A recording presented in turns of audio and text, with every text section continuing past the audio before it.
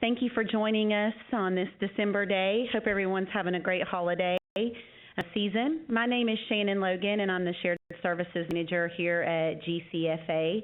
And we are proud today to be having on our webinar series a collaborative effort with our sister agency, United Methodist Communications, on connectional giving. And this webinar has been designed specifically for our annual conference staff to be able to go out and share with people throughout the connection on this important topic. We will have a lot of resources that we will send out to you. If you've registered for the webinar, we'll make sure that you get all of the resources mailed out to you tomorrow, and as well as also look for links to the resources in this month's Ministry Minute. And so we're very proud to be able to collaborate with our sister agency, United Methodist Communications, on this webinar. And we have the Director of Connectional Ministries actually here at the office at GCFA today with us, Elsie Cunningham, who, if you need to find anything on connectional giving, Elsie is the person that you would want to contact. She's glad to help. We'll also make sure Elsie's contact information is available out all of the resources that we send. So with that, I'm going to introduce our speaker today. Kenny James is our speaker who has come here to talk on this topic. He's done a lot of work to prepare these resources for you, and Kenny can give more information about himself in just a moment. But we're very proud that you came to Nashville to do this webinar for us today, and we're very appreciative, and we welcome you. Thank you. Glad to be here. Welcome, everybody. First, before we begin, I heard that there's a good presentation of annual conferences across the country. So if you just hop live chat, we're going to make it a little bit interactive today, and just let us know in live chat in this webinar where you're chiming in from, what conference you are representing, and what city and state that you are actually dialing in from today. That would be great. Today, we're going to share with you a bunch of resources that have come out of a collaborative effort between United Methodist Communications Agency and the GCFA agency. And all resources that we are going to expose to you here today have been provided by the connectional giving team at UMCom. It's exciting to actually share all this, because every time we do it with a new group of leaders, they get excited to see the high quality and the depth of what's available for you today. Before we begin, just a little bit of me. I've been working with United Methodist churches across the country for a while, United Methodist Communications in particular, for the last few years. I also am a local pastor in the state of New Jersey. For the last 5 years, I've helped grow a digital ministry in the state of New Jersey, working with social media, online PR, church online, and et cetera.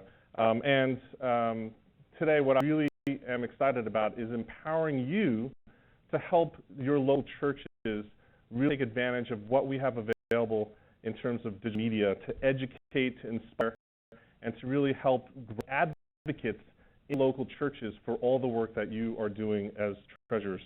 And so the banner campaign that we're going to expose today is called Together We Do More.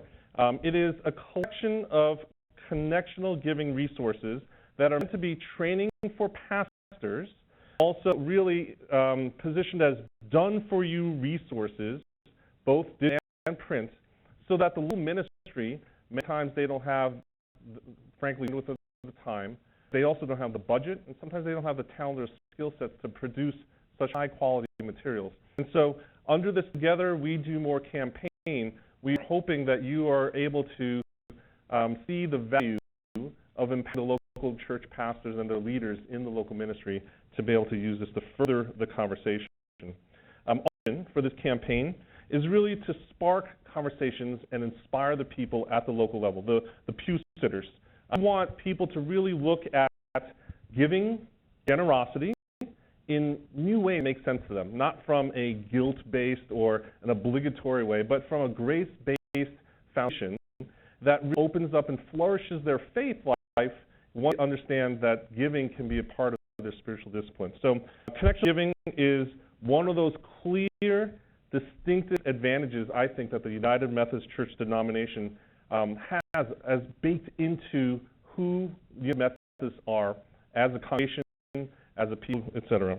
And so today we're just going to walk through all the training materials that we've provided and produced, the digital resources that you as treasurers should be able to take and build training workshops for your local leaders. So before we move on, this first live chat question, if you would just, we've got people from New Jersey to Oregon, Idaho. It's great to see you guys. If you guys would chime into the live chat and just let us know what is, from your perspective, what the word generosity and giving, what does that mean? If you were going to create a tagline, or if you were going to say it in one phrase to somebody, if someone asked you in an elevator, what do you mean by generosity or giving? We have so many different answers and so many different ideas. It'd be great for you to chime in and just give us, there's no right or wrong answer, and if you would just chime in the live chat and drop that thought in, that would be great to share so that we can see what people from across the country are thinking about this. So, before we move on, there's a video that we're going to actually see an overview of all the resources that are available in this Together We Do More campaign. So as we watch this video, it's about a minute and a half. Just chime in the live chat with that question, please. It takes more than one person's generosity to change our world. It takes all of us. Together, we do more. Together, we fund hundreds of United Methodist ministries every year. Together, we bless the local church and the world in sustainable, strategic ways. Together, our generosity enables the United Methodist Church to extend Christ's love. Our team at UMCGiving want to help you strengthen your congregation's generosity efforts through connectional giving, special Sundays, and other outlets for local passion.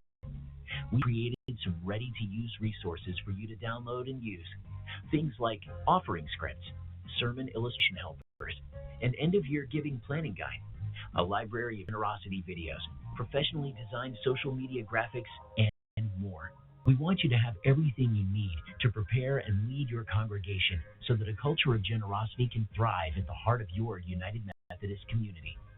All of these resources are free and are available now at www.umcgiving.org/togetherwedomore. Explore all of it online and get equipped today, because together we do more.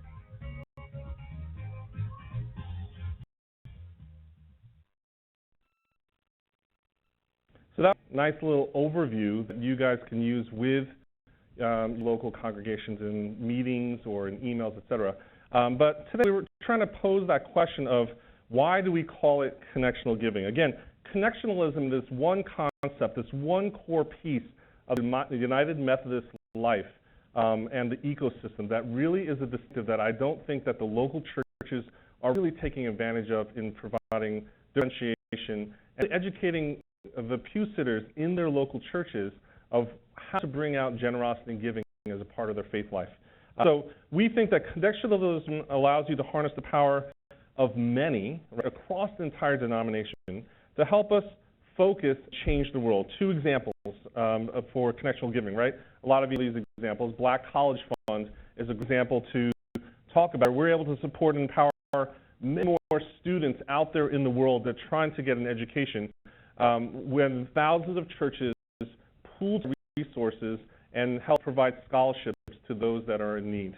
UMCor itself is obviously a great example of connectionalism in action across our denomination, where our disaster relief agency is able to literally be the helping hand of Jesus, and they are incredibly responsive in times of disaster. You all have seen it. Many people across our denomination see it, but sometimes connect the action and the output of UMCor with how that happens with the connectionalism and the giving that supports, provides the vibrancy of the agency. And so hopefully some of these resources will help you really teach the pastors so they can, in their own congregations, educate the people to understand how UMCor comes about, how these connectional giving funds and programs come about, and that it's because of that, because of all of us coming together with our generosity and giving, that really sets the UMC church apart. So a couple things, obviously, empathetically, you have to think of it from your customer's point of view, your audience, right? So we're thinking, why is this important to pastors? Things that we find is that they are vocalizing to us that they want training, that they understand that they might not be well equipped in certain areas, and so they need training.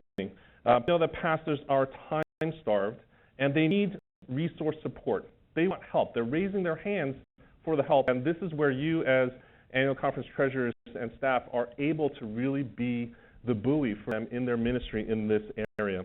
They need resources not just for themselves, but for their congregation. Pastors are really looking to this group, the conference treasurers, to lead them in certain aspects. And this is a great opportunity. It's a natural fit, and it's someplace where you don't need to fight through the clear. They are already looking for you to lead them in that area. So why is it important to the actual churches that they lead? Well, I think that our connectional giving shows the beauty of our denomination, as I said. That connectionalism is a concept that I think that you have the opportunity to see on. If it was up to me, I would say that connectionalism is really something like the theme of 2017. You can go forward in your training and really go deep and really help people understand the opportunity that there is to steward that concept in their teaching and preaching in their local congregation. So why? It's because there's three things, right? The connectional giving efforts that we have allows that local church to reach local and regional, national efforts, as well as global. Again, this is a distinctive that isn't available in many other churches. Your local independent, non-denominational church, many other smaller denominations, the heft, the size, the actual ecosystem that the UMC provides is real distinctive. And this last one I think is really important to engage the local pastor in your teaching, is that when you are looking at finances, people tend to compartmentalize money. But yet this is a real important thing to connect the dots in terms of becoming a missional outlet and perspective for local church to engage with the region, the nation, and the global efforts out there. I think those are three important ways that you can look at how it makes sense to the local church. So to do a really run through of all the digital media resources that we've provided, we've got worship resources, we've produced a bunch of videos, a series of social media resources, as well as ebooks for you. So I'm going to spend some time walk through all of those just to give a really quick overview. They are available on the website, and after the webinar, the links will go out to the download pages. It really takes a lot of time to actually go through all the things that we've produced. So I'm going to do it at a top level. Then chime in with questions in the chat if you'd like. And then we're going to go through 6 specific ways that you as the treasurers can actually utilize these resources to in a fashion of training and workshopping with local pastors when you are building those programs or you're out meeting with the local congregations. Okay, so how does that sound? So let's see, slide. For this live chat question, we're going to ask one question. This is the thing that we ask wherever we go, is of those 4 categories, we really want your feedback. What, from your perspective, is the most valuable category of resource if we were to invest more energy into producing them? Would it be worship-related resources like sermons and offerings and things about the liturgy? Is it social media? Is it videos? Is it ebooks and tutorials and things of that nature? Which of 4 categories is the most resource value that you want to be able to use as a treasurer when you go off and train local pastors? You can chime into the chat. I see it says videos. That's definitely something we've invested heavily in this year. We're going to continue to do that as we go forward. But we'd love your feedback if you could just chime in. Again, it's worship resources, social media, images, graphics, media assets for social media, whether it's actual videos, training, or otherwise, explainer videos. Last one is ebooks or reports or tutorials. Okay, so we're going to go through this review.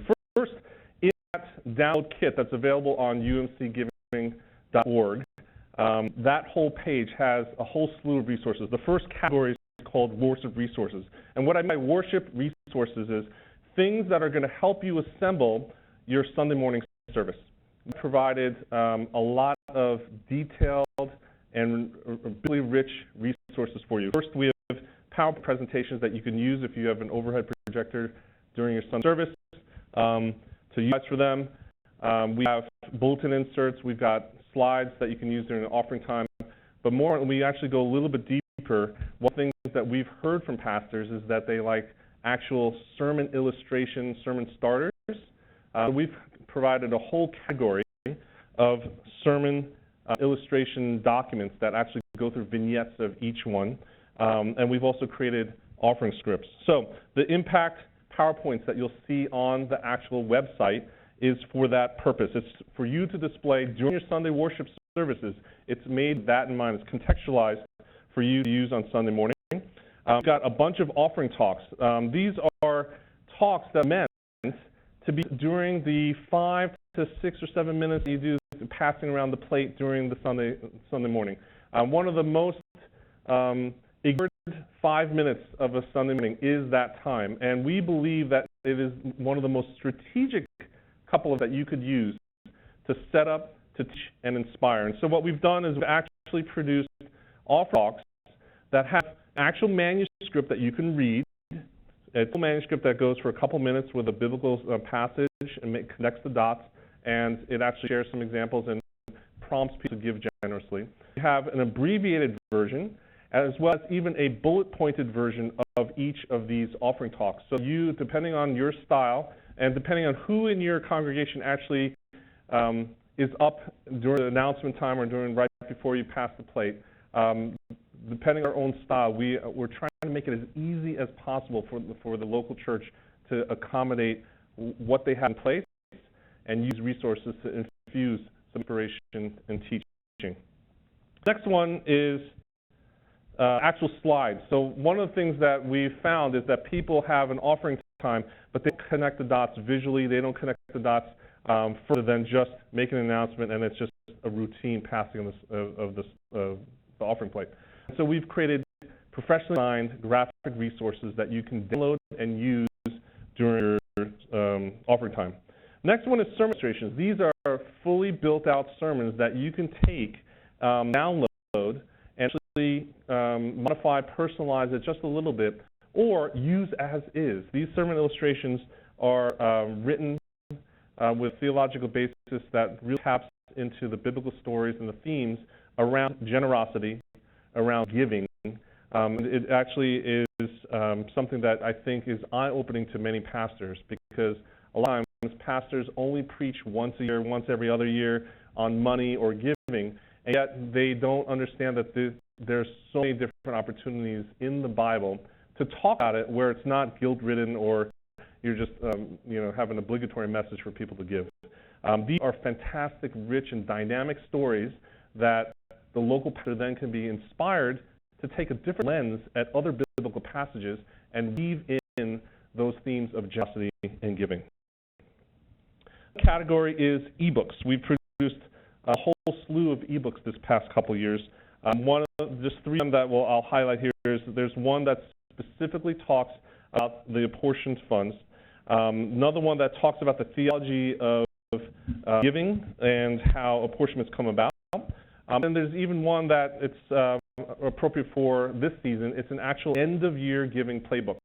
So if you have a Christmas offering at your church, or if you've never done one before, this is a great resource to download. It's got everything from pre-written emails to calendars for editorial content of what you should be posting to social media, what you should be sending out to your congregation, what you should be talking about on Sundays.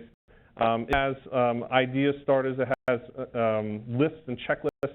This is a great resource for any church that actually does a Christmas offering or has never done a large Christmas offering for a cause. One of the things that we say here is that every church should have a cause. You should have a place for your people to inspire and do something that's greater than just the building and the seats that they're sitting in, doing something to change the world. And the end-of-year giving playbook, I think, is a really good and rich resource for everybody to take a look at if you've never done it before. Next category is social. Obviously, there's plethora of resources out there. What we found is there weren't that many UMC branded and themed resources that are contextualized to our communities. And so we went ahead and provided inspirational quotes, scriptures, and other types of content that are available for you to download, both in static images and, as you know, this whole world is going video, video, video. We started to produce video resources for you to post across your social media. Again, these are all resources that are meant to be done for you. So simply go to the download page, you save them to your local computer, and then you can upload and or publish them to your actual church accounts. And that's something that the local pastors, I think, will look to treasurers if you are making this available to them. They say, honestly, it's a hard one too, that whenever we see a local pastor come across this type of resource. You'll see, and on the download page, there's a whole preview section of the different types of beautifully themed images that we have made available for social media. A big category is videos. As we've heard from many congregations, they don't have the resources and the video producers or access to even budgets to produce videos. And we've produced a series of 11 or 12 videos here that go through a spectrum of issues across the topic of giving. And so this is one of the sections I think that hopefully you'll be most excited about sharing with the local church and the local pastor. Again, on the website, you'll see there's a place to print it. It makes it easy if the webmaster of a local church wants to embed into their church website. We've given the code. They can just copy and paste it to their own website, and it's not complicated at all. You can download and use them as you wish, and we're going to be talking about how to do that in the future as well. So this is the live question, live chat. If you would just chime in, one of the big questions that we have here is, are churches looking to you for resources whenever you come across meetings with them? What are some of the questions they're posing? We'd love to hear from you. When looking for resources, when they're looking for help, when they're looking for ideas, what are some of the areas or topics that they're asking you as treasurers to help them with? Because the more we learn about what those needs are, the more that we can help produce resources. So if you'd like to hop it, that would be great. Sue, planned giving, that's a great topic that I think that we are looking to tackle in the very near future. It's definitely something most churches ignore, but planned giving is something that is a huge opportunity for everybody involved. So we're going to go through some videos. Like I said, we have produced about a dozen videos across different themes, generosity videos. Each one on the website you'll see has a little summary and talks about a different aspect of giving as it relates to the United Methodist Church. Perfect for teaching and workshops, etc. There's a video specifically dedicated to apportioned fund giving. Explain that on a very high level, because most of the pew sitters in the local churches don't understand that. Many of the local church pastors, if you're given the opportunity, actually don't have the words to say the talking points or understanding how to say it eloquently, easily, if you were supposed to ask them what questions about apportioned giving. So here's one video to give you an example of the type of explain videos that we've produced that are, I think, appropriate for many different settings, whether it's Sunday morning, whether it's in a small group, whether it's a leadership training, or even email or social media. Today, the pressing needs of a broken world. What pastor, what local congregation hasn't wished to serve more, love more, and bring healing to more people? The need can be overwhelming, but you are not alone. You're part of the United Methodist Church, and your giving is already doing more than you know. How? Let's keep it simple. On average, 85% of every dollar given in your local congregation stays right there in your local church. Additional 7% supports vital ministries close to home through annual conferences and districts. Approximately 6% of all gifts goes to second-mile giving, such as special Sunday offerings and the advance. And only 2% of every dollar supports our apportioned funds. But when we are united, we can do more. Together, through educational ministries like the Africa University Fund, we're equipping leaders so they can serve more. Together, we're building new churches and undergirding a worldwide network of missionaries so they can focus on loving more through our World Service Funds. Together, we promote unity across denominations to give you a presence and a voice in several national and worldwide ecumenical organizations through the Interdenominational Cooperation Fund. Yes, your generous giving does all that and much more. Together, we serve more, love more, and connect more. That's the power of connectional giving. Together, we do more. Visit www.umcgiving.org today.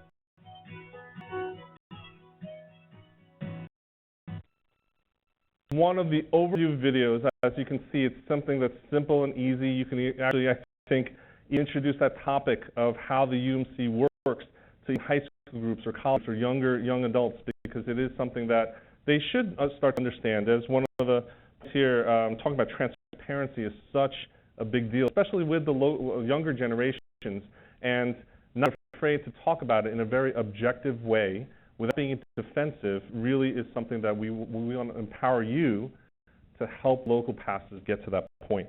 So the next one is World Service Fund. There's something specifically about the World Service Fund I think is brilliant. It actually shows the flourishing of this church in many ways that people haven't thought about. That's a great video. There's another video that we talk about, second mile giving, a concept that methods, maybe older generations understand, but the younger ones don't really understand what that is. And so this is a video that we put together to help share the concept and further the education. So we're going to play this one little video about second giving. And as we play this, if you chime into the chat, just to let know, have you had any conversations about second mile giving? Is that something that ever comes up in your conversations and training with local churches? So you can put that in the chat as we play this video.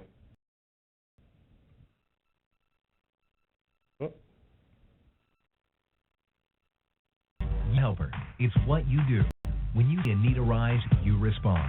When tragedy strikes, you're there for the hurting. You wish you could reach out and do more, but no matter how much you may want to, you can't be everywhere there's a need.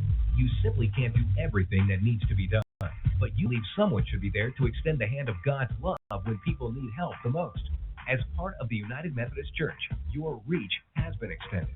That's what your designated gifts are all about. Neighbors extending a helping hand to neighbors across the street or around the world. Although these benevolent second mile gifts make up only a small percentage of the typical giving in a local congregation, they multiply your impact. How? Through church-wide special Sunday offerings. Extend your reach by focusing on 6 unique causes in the United Methodist Church. The advance empowers you to give with confidence, knowing the program or ministry that resonates with you will receive 100% of the funds you designate. Your reach expands when you support specific World Service special gifts approved by the United Methodist Connection Table to support educational ventures and promote social justice. And when typical methods of disaster response funding are inadequate, special appeals enable you to provide a healing and protective touch when God's children are threatened around the world. Through your United Methodist Church designated gifts, you can be there to help, reaching out to those in need, wherever they may be found. Because together, we do more.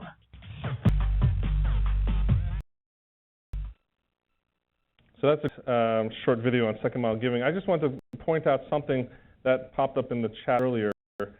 Is a great concept from Patrick that talks about one of the needs that we need in our education is really countering the individuality by investing in others. That's a great way to put it, Patrick. And then one right before, is it Cece? Finding joy in giving.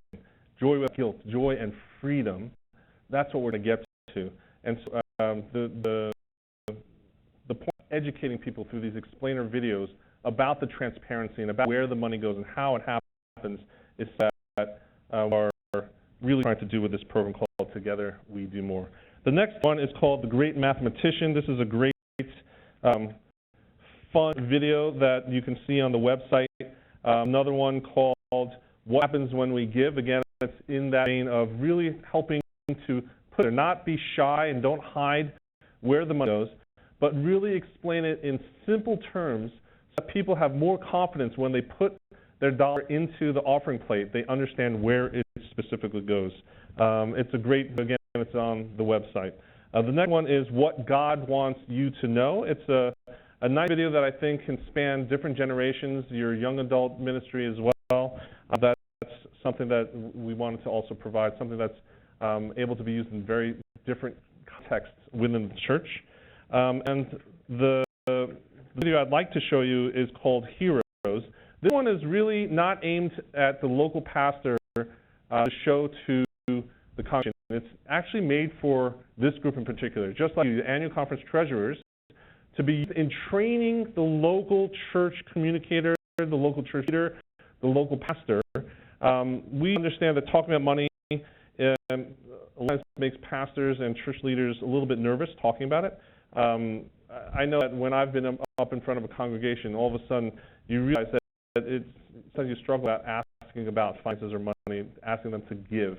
And so this is one of those videos that hopefully you'll appreciate, and I'd love to get your feedback on, that provides a framework for communicating giving and generosity. So let's take a look at this and tell me what you think after it. Talking money can make some pastors and church leaders nervous. Have you ever struggled with asking your congregation to give, even for an indisputably worthy cause? What if instead of simply asking, you told a compelling giving story using these 6 proven steps? First, make the audience the heroes of your story. Frame the invitation to give as an opportunity for them to accomplish something great. Second, determine what your heroes really desire. Do they want to hug the hurting, feed hungry children, or reach a community in need of love? Identify what's holding them back from actually achieving what they want to do to help others. Distance, knowledge, a sense of hopelessness. Show how your giving opportunity solves their problem by demonstrating how the offering empowers them to show God's love to enable your audience to be the hero of your giving story. Fifth, give a clear call to action. Be specific about what steps your heroes must take to help. Finally, reinforce the good accomplished when they give and the reality of what will happen if they don't. Past church leaders, no matter what discomfort you may feel asking for financial support, you can empower your congregation to do something heroic for God's work, say by telling a more compelling giving story.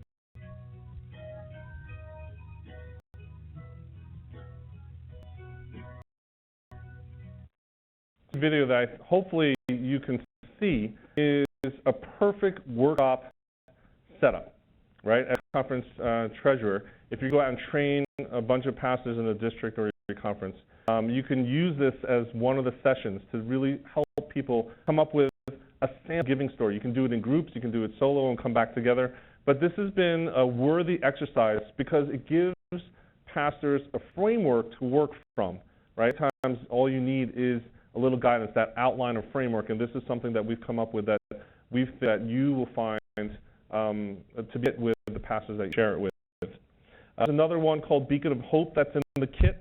It's a great video that really talks about community and making the connection between the two concepts. The second half of the webinar, we're going to go through just 6 specific practical ways. One of the things that we've heard in terms of feedback for these webinars in particular is that you want to walk away with something that you can actually, an action item, not just in the sky 10,000-foot view concepts, but real things that will spark some brainstorming that you can take, personalize, contextualize, and actually, hopefully, even start to think about what can you do in January, February with your local congregations in terms of training and resourcing them further. So the first one is using the 10 videos. So there's 10 videos in the series, right, to take with your small groups or staff.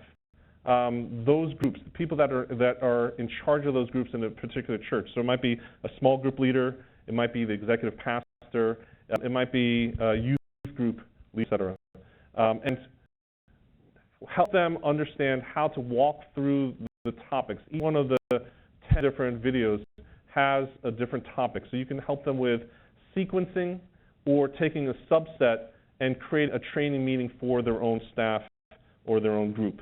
This is one of those things that I think, again, works best if you're collaborative and you have pastors talking to other pastors, really try to present their version of the agenda of their sample meeting and getting feedback, live feedback, and then working it through. I think that type of workshop with this type of content does wonders when you work together.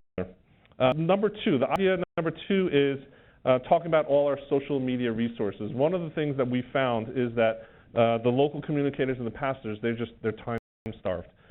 Make time and prize meetings that help them get further along the way in their own agenda. So one of the things that we thought would be very helpful is for you to help schedule a meeting where they talk about what is important to share across all of their communications lines.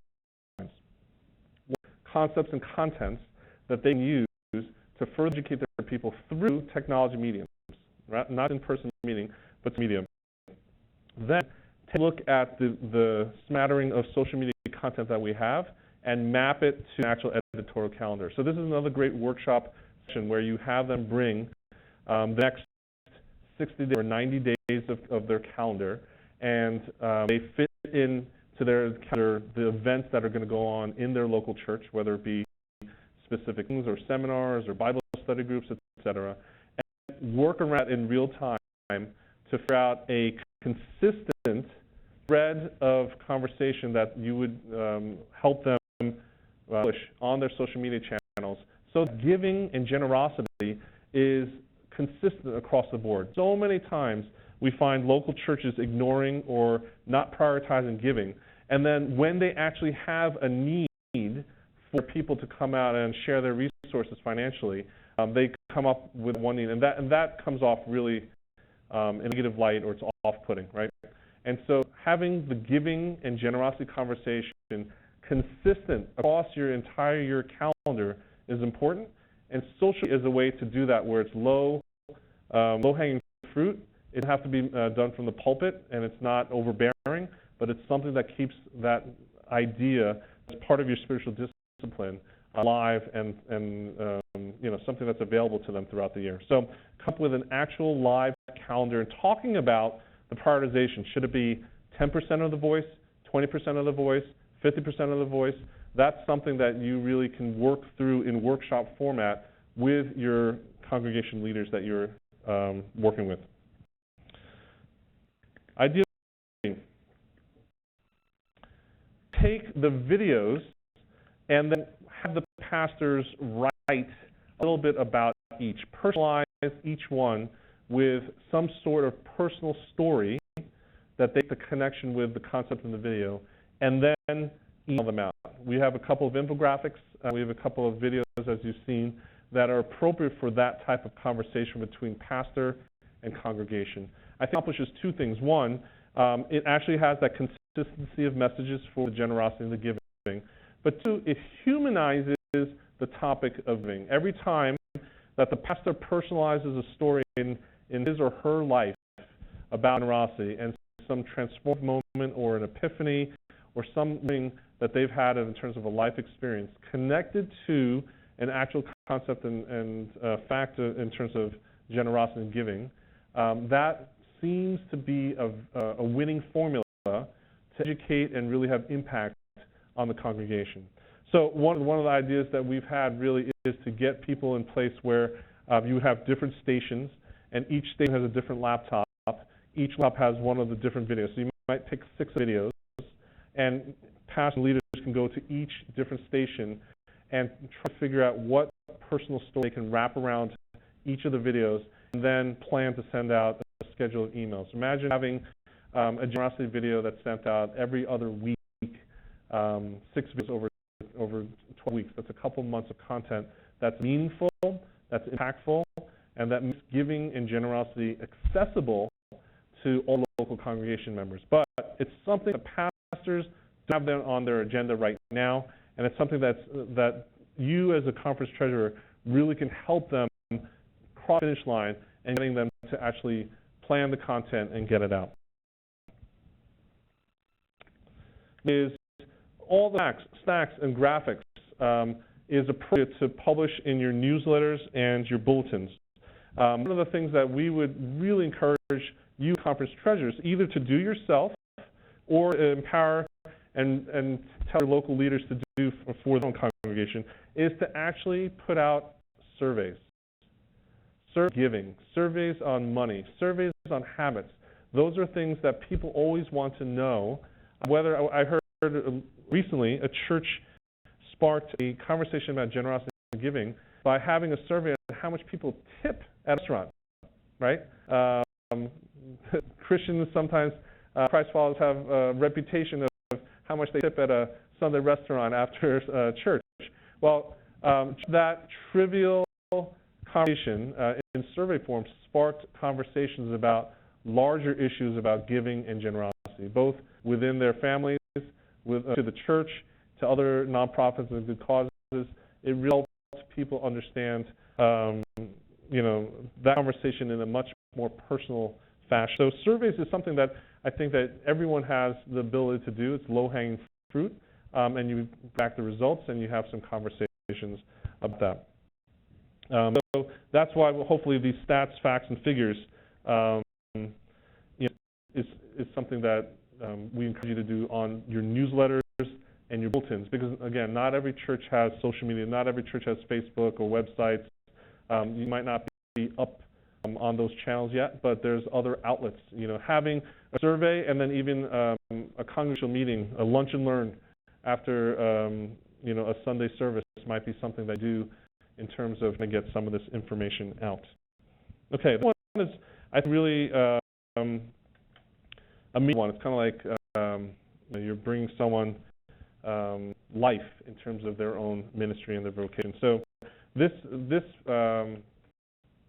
workshop is to take the sermon illustrations and really let the pastors structure some sort of training for their turns, for their teachers, for small group leaders. If they have teaching pastors on staff, if young adult pastors and associate pastors, they have small group leaders and interns, this is the perfect opportunity to take sermon illustrations that we have written, discuss them, and really help them have a discussion on what they can do about the concepts of the teaching they have there, right? So it's not just about what's preached on Sunday morning, but what is taught through all the other programs and activities that you have going on throughout the building and throughout the year. And so really empowering these other partners you have in ministry to come up with some good structured programs to put on, allows them to take ownership of it, but it also allows them to speak their voice into the generosity conversation. This is one of those topics we believe that should not just be a top-down commandment. This should be done in community, in collaboration. That's when you find the most success.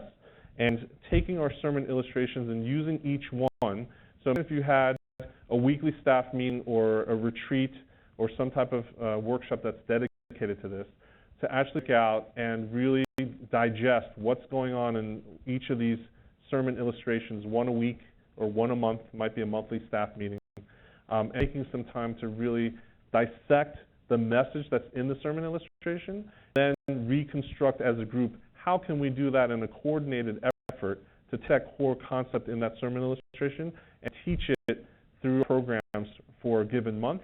That tends to be something that people can rally around. People have this notion that they want to be creative and they want to contribute, but many times what they need is a common ground and a rallying point. And so when you offer them a biblically-based sermon illustration and a teaching concept, that can become a theme for your program elements that you are pushing throughout the rest of the month or the quarter, etc. So helping pastors to understand it and actually use it as an exercise. So in terms of a workshop, one of the suggestions is do that with the groups of pastors. If you have a workshop or seminar with pastors in the next couple months, take one of the sermon illustrations, let them consume it in groups, and come up with some ideas, come with a micro plan, and present it back to the group. That will spark so much creativity and brainstorming across all of the churches that you have in attendance. I promise you, it's something that everyone will see as a high point of one of your meetings. Again, when you're providing done-for-you resources where all they need to do is think creatively about how to best get their people to take it up, that is where people come alive. Doing the heavy lifting about providing these biblically researched and written pieces, and you're letting them do the exciting and the fun stuff, and quite frankly, you become the hero as the workshop leader, right? The sixth one is to look at our offering scripts. So this is a concept of offering that is new to many pastors. Quite frankly, I think it's something that is seen as innovative, and once people catch on to it, they are really excited about it. But I talked to a recent pastor, actually 2 weeks ago, who took one of our downloadable offering talks and looked at it, and he said to me, in my 20-something years of pastoring, I've never heard anyone give a micro sermonette during the offering talk. Forget about the topic of generosity. And that he's only had, it's only like an administrative announcement about what the offering, everyone just knows what it is, it happens, let's get it done, that type of mentality. And you take the time to slow down, pause, and actually breathe life into what you're doing as an act of worship on each given Sunday is something that is eye-opening, quite frankly, to many pastors that you will encounter. So what we've done in each of these offering talks, as I mentioned before, if you download one of these from the site, we produced offering talks that are about 4 to 6 minutes in length if you talk it out, so it's complete word-for-word manuscripts that you can take. We've also created abbreviated versions that you can riff off of, and we've also created bullet-pointed versions if you just want to create your own story or take some of the core elements and make it your own. So these offering scripts and offering talks really is a great way to train your church leaders, but also have them train their own internal leaders for them to start to understand why we take an offering and how we do it is just as important of just the act of, when it happens. Your staff on this new opportunity, the importance of setting up that couple of minutes right before the offering as a strategic element is something that I think could take anywhere from a micro short segment in a workshop to a half a day, frankly, that we could go through best practices, how to deliver offering talks, why we do it, what's executed before and after, as well as follow-up for offering talks. Many churches have the opportunity to seize on the chance to follow up with an email that evening that reminds people of what the pastor or the church announcer said during the offering talk, and connect it with one of the activities and outreach ministries that you are having, you're doing in the church. So it allows communications to have something meaningful to communicate instead of hype and instead of routine things. That's the sixth way of doing it. I've got another comment here. Maybe we'll get to questions right after this. I wanted to just share again, the UMCGiving website is the place that you can download all of these resources, and new resources are being added continuously. It's umcgiving.org/togetherwedomore. And you'll find all the core elements that we talked about in terms of the 6 different activities that we talked about today. All of those be assets and resources that you can download there. And you can also email the connectional giving team at UMCGiving@UMCom.org. Great team is available for answering questions, get feedback, how things are happening. I think one of the big things that the team really wants to hear is success stories. How did people receive it? Are there any aha moments or epiphanies that you've witnessed when you're in these resources with your local pastors? So there you go, umcgiving.org/togetherwedomore. I get a couple more minutes for questions and answers if some people want. Live chat, you can put the question and answer. So we got one question here. It says, we have a number of small churches that do not use social media or videos in worship, nor do they know how to send an email to their entire congregation. This assumes most of their congregation utilizes email, really. So a person chimed in, same here. So yes, that is a challenge for many churches across the congregation, the ecosystem. That you have churches, there's a whole wide spectrum. There's churches that have full-blown media and video teams and production teams, and you have churches that still don't have a website, they don't have email lists, etc. I think this is one of those things where you can contextualize it for your actual church community. So it might be, something where you train local, the Bible study group leaders to take the videos. You can burn them onto a CD and have them play them on their home computer or off of the website. They don't even need a CD or DVD. You can go to the website and just play it directly from there. The idea would be you would train a small, limited number of people, whether it's 3 people, 10 people, your small group leaders in that church, to be able to play it at a given time.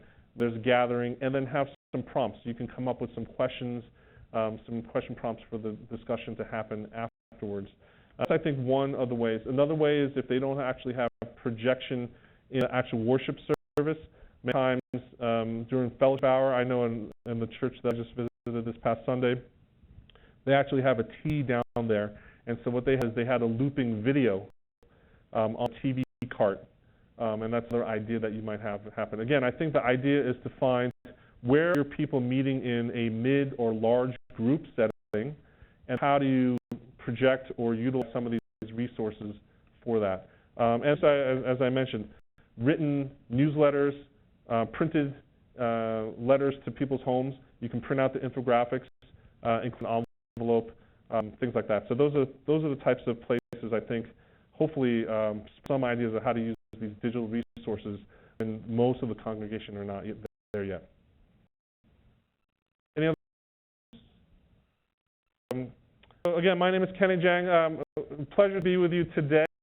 Really want you to come out and tell us how you are using these resources and what other resources would be helpful for us to develop further for you.